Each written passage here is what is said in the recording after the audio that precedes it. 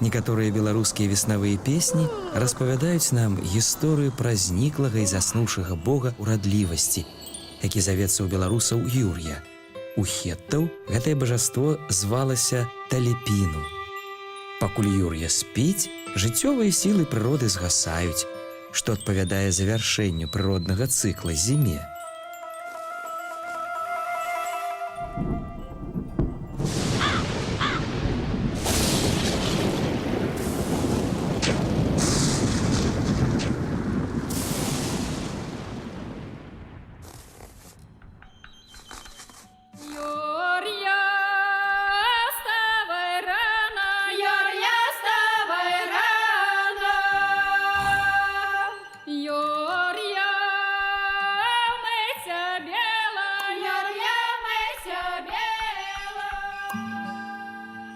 Дзеля таго, каб абудзіць бога ўрадлівасці, вярхоўны бог Маланкі, Пярун у беларусаў і Ханахана ў хеттаў, дасылае на яго пошукі пчалу, якая джаліць Юр'я, з абуджэннем якога прыходзіць вясна.